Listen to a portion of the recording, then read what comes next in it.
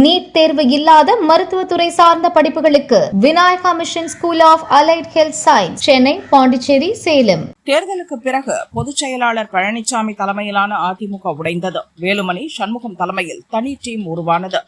பதவி ஆசை உள்ளிட்ட பல கனவுகளுடன் உருவான அணியில் 25 எம்எல்ஏக்கள் இருந்தனர். சட்டசபை ஓட்டெடுப்பில் விஜய்க்கு ஆதரவாக ஓட்டு போட்டனர்.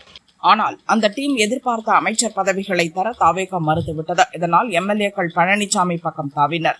4 பேர் கட்சி எம்எல்ஏ பதவியை ராஜினாமா செய்துவிட்டு தாவேகாவில் ஐக்கியமாகினர். அடிமேல் அடி விழுந்ததால் வேலுமணி, சண்முகம் தரப்பு அதிர்ச்சியில் உறைந்து நிற்கிறது. வேறு வழியே இல்லாமல் மீண்டும் அதிமுகவில் சேர பழனிசாமியுடன் பேச்சை துவங்கியுள்ளது.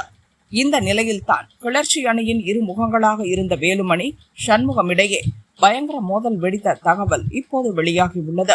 இது தொடர்பாக வேலுமணி தரப்பு முன்னாள் அமைச்சர் ஒருவர் கூறியது: பழனிசாமியுடன் சமாதான பேச்சை தொடங்கும் முன் வேலுமணிக்கும் சி.வி. சண்முகத்துக்கும் இடையே பிரச்சனை எழுந்தது. கட்சியின் தொடர் தோல்விக்கு பொறுப்பேற்று பழனிசாமியை பொதுச் செயலாளர் பொறுப்பிலிருந்து விலக வைக்க வேண்டும் என்பதுதான் சி.வி. சண்முகத்தின் நோக்கமாக இருந்தது. ஆனால் ஆட்சி அதிகாரம் வேண்டும் என்று தாவேகாவுக்கு ஆதரவளிக்கும் முடிவை எடுத்தது வேலுமணிதான்.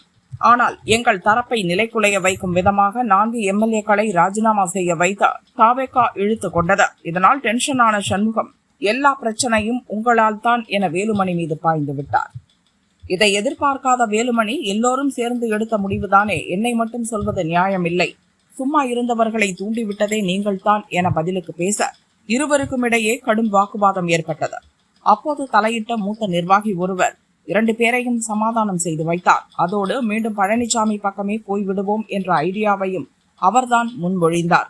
கண்ணுக்கு எட்டிய தூரம் வேறு வழியே இல்லாததால் பழனிசாமியுடன் சேரும் முடிவை வேலுமணியும் சண்முகமும் ஏற்றுக்கொண்டனர். மற்ற எல்லோருக்கும் சம்மதம்தான். இப்போது பேச்சுவார்த்தை தீவிரமாக நடக்கிறது என்றார்.